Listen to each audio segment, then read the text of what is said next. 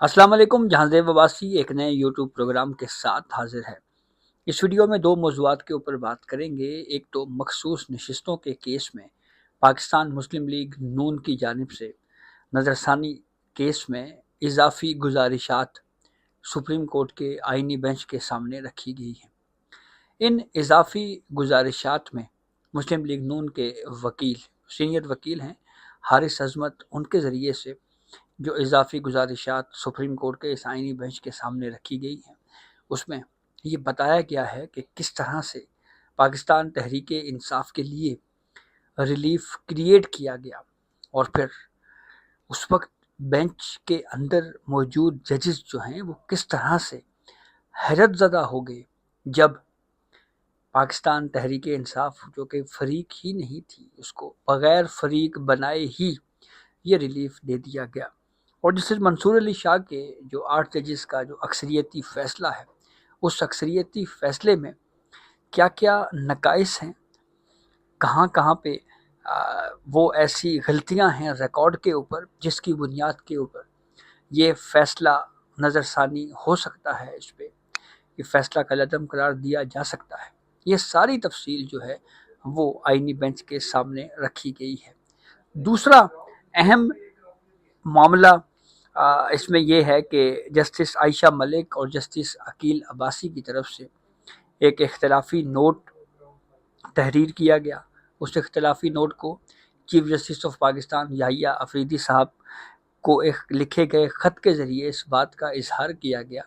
کہ ہمارا جو اختلافی نوٹ ہے یہ سپریم کورٹ کی ویب سائٹ کے اوپر پبلک نہیں کیا جا رہا۔ تو اس کے اوپر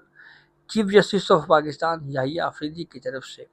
ایک پالیسی ڈیسیجن سامنے آیا ہے، وہ کیا ہے اس کے اوپر بھی تفصیل سے بات کرتے ہیں۔ تو سب سے پہلے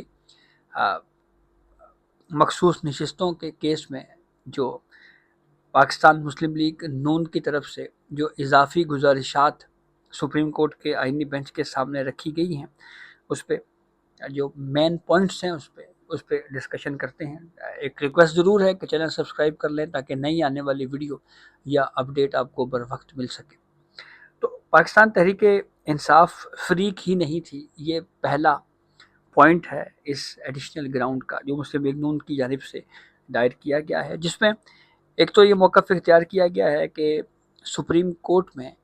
بنیادی طور کے اوپر 5 سیاسی جماعتیں فریق تھیں، یعنی یہ وہ سیاسی جماعتیں تھیں جن کا کلیم جن کا یہ ماننا تھا کہ یہ ریزرو سیٹس جو ہیں وہ ہمیں دی جائیں۔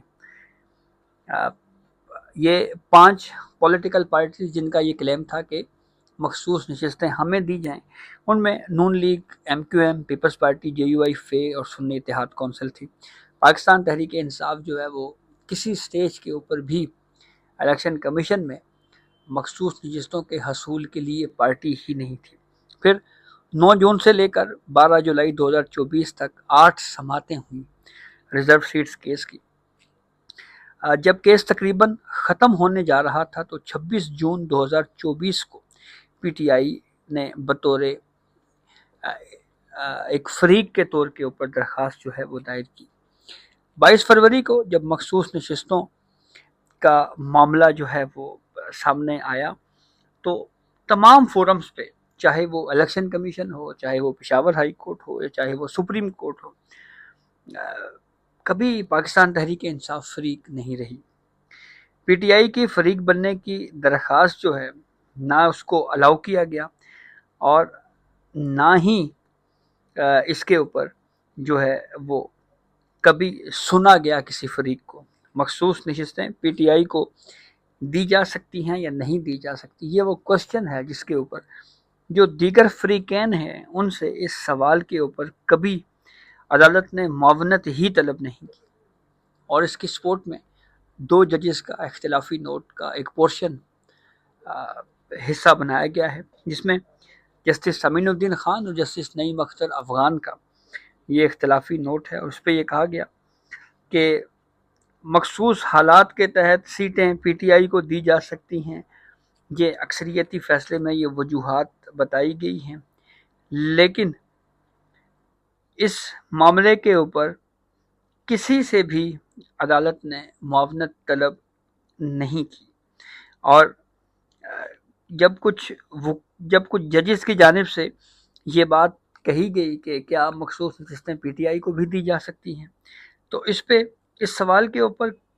کوئی بھی رضامند نہیں ہوا، بشمول سلمان اکرم راجہ کے انہوں نے بھی اس بات سے اتفاق نہیں کیا۔ سپریم کورٹ نے خود سے پاکستان تحریک انصاف کے لیے یہ ریلیف کریٹ کیا ہے، سیلف کریٹ ریلیف قرار دیا ہے نون لیگ نے اس کو۔ پھر اس ایڈیشنل گراؤنڈ میں یہ بات بھی کہی گئی ہے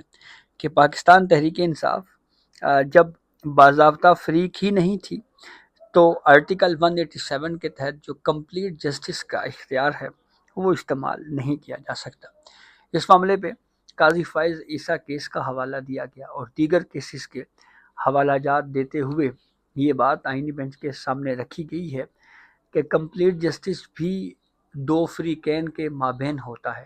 تو جب ایک پارٹی فریق ہی نہیں ہے تو پھر کمپلیٹ جسٹس جو ہے وہ کیسے کیا جا سکتا ہے۔ رائٹ آف ہیئرنگ پہ اعتراض اٹھاتے ہوئے ایڈیشنل گراؤنڈ میں یہ بات کہی گئی ہے کہ پی ٹی آئی کو نشستیں دینے کے سوال کے اوپر نہ ہی کبھی آرگیومنٹس ہوئے اور نہ ہی کبھی فریقین کو سنا گیا، یعنی اس سوال کے اوپر کبھی بحث ہی نہیں ہوئی۔ اور پھر سب سے اہم بات یہ ہے کہ جو تفصیلی وجوہات ہیں وہ جو مین پلیڈنگ تھی، جو اصل کیس تھا، اس سے باہر نکل کر ڈیٹیل ریزننگ دی گئی۔ مخصوص چیزیں پی ٹی آئی کو دینے کی جو وجوہات بتائی گئی ہیں اس میں یہ کہا گیا کہ جی پاکستان تحریک انصاف کے پاس انتخابی نشان بھی نہیں تھا، اور یہ جو سارے پیکولر سرکمسٹانسز کا اظہار کیا گیا ہے یہ وہ معاملہ تھا جو عدالت کے سامنے نہیں تھا۔ عدالت کے سامنے تو کیس سنی اتحاد کونسل لے کے آئی تھی، اور اس پہ اس ایڈیشنل گراؤنڈ میں یہ بات کہی گئی ہے کہ جب کسی آرڈر کی بنیاد ہی غلط ہو تو اس کے اوپر جو کھڑا ڈھانچہ ہے وہ بھی برقرار نہیں رکھا جا سکتا۔ پاکستان تحریک انصاف اور سنی اتحاد کونسل دو الگ الگ سیاسی جماعتیں ہیں۔ تو یہ وہ چند ایڈیشنل گراؤنڈز ہیں جو بیان کیے گئے ہیں۔ یہ اعتراض جسٹس عائشہ ملک اور جسٹس عقیل عباسی صاحب کا بھی تھا کہ صرف شارٹ آرڈر کو ہی پارٹیز نے چیلنج کیا ہے اور ڈیٹیل ریزننگ کو چیلنج نہیں کیا۔ تو اس وقت بھی یہ ڈسکشن ہو رہی تھی، یہ رائے اس وقت بھی قانونی ماہرین کی طرف سے سامنے آ رہی تھی کہ جب بھی کوئی فریق شارٹ آرڈر کو چیلنج کرتا ہے تو ساتھ اس کے پاس یہ حق بھی ہوتا ہے کہ وہ ایڈیشنل گراؤنڈز بعد میں جمع کروا سکتا ہے، اضافی گزارشات جو ہے وہ عدالت کے سامنے رکھ سکتا ہے۔ بعض اوقات عدالت خود پرمیشن دیتی ہے کہ آپ ایڈیشنل گراؤنڈز دینا چاہیں تو جمع کروا سکتے ہیں، اور متعدد بار ہم نے یہ بھی دیکھا ہے کہ جب ایک شارٹ آرڈر جاری ہوتا ہے تو شارٹ آرڈر کو جب بھی کوئی پارٹی چیلنج کرتی ہے تو ساتھ اس میں یہ بھی لکھا جاتا ہے کہ جب ڈیٹیل ریزننگ آئے گی تو اس کے ساتھ ہی ہم اضافی گزارشات بھی جو ہے وہ جمع کروانے کا حق جو ہے وہ رکھتے ہیں۔ تو یہ ڈیٹیل میں ایڈیشنل گراؤنڈز جو ہیں وہ ڈیٹیل ریزننگ کو ہٹ کیا گیا ہے اس میں۔ وہیں پہ جو دو ججز کی جانب سے جو اختلافی نوٹ کو سپریم کورٹ کی ویب سائٹ کے اوپر پبلک نہ کرنے کے حوالے سے خط منظر عام پہ آیا تھا،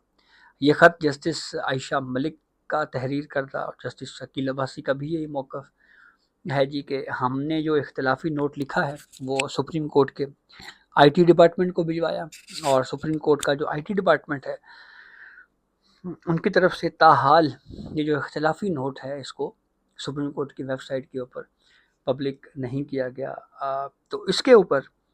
اب ذرائع سے جو خبر آ رہی ہے وہ یہ ہے کہ چیف جسٹس آف پاکستان یحییٰ آفریدی صاحب کی جانب سے ایک پالیسی بنائی گئی ہے، اور وہ پالیسی یہ ہے کہ جو بھی بینچ میں موجود کوئی جج اختلافی نوٹ تحریر کرے گا تو وہ اختلافی نوٹ سپریم کورٹ کی ویب سائٹ کے اوپر پبلک کرنے کے لیے اس بینچ کی اجازت جو ہے وہ درکار ہوگی، تو مشروط کر دیا گیا ہے۔ اور یہ پالیسی جو ہے یہ کہا یہ جاتا ہے کہ چیف جسٹس آف پاکستان یحییٰ آفریدی صاحب نے جو ہے وہ متعارف کروائی ہے، اور اس معاملے پہ اب جسٹس امین الدین خان جو اس مخصوص نشستوں کے کیس میں جو 11 رکنی آبائنی بینچ رہ گیا ہے اس کی سربراہی کر رہے ہیں، اگر ان کی پرمیشن ہوئی، اگر انہوں نے پرمیشن دی تو پھر یہ نوٹ جو اختلافی نوٹ ہے یہ سپریم کورٹ کی ویب سائٹ کے اوپر پبلک کیا جائے گا۔ ماضی میں جب بھی کوئی جج اختلافی نوٹ تحریر کرتا تھا تو وہ سپریم کورٹ کی ویب سائٹ کے اوپر پبلک کر دیا جاتا تھا، چاہے وہ justice Umar Ata Bandial chief justice of Pakistan کا دور ہو۔ اس دور میں عدلیہ کافی تقسیم کا شکار رہی۔ جسٹس قاضی فیض عیسیٰ صاحب کے ایز اے سینئر پیونی جج جسٹس منصور علی شاہ کے اختلافی نوٹس جو ہیں وہ اس وقت اپلوڈ ہوتے رہتے تھے۔ چیف جسٹس آف پاکستان جو سابقہ ہیں، پھر اس کے بعد قاضی فیض عیسیٰ، ان کے دور میں بھی ان کے حوالے سے جب کیس کی پروسیڈنگ میں اگر کوئی ڈیسنٹ نوٹ لکھتا تو وہ پبلک ہوتے رہتے تھے۔ لیکن یہ ایک کنٹروورسی بہرحال رہی ہے، اور اس پہ ایک طرح سے ود ان دی جوڈیشری جو ہے وہ اختلافات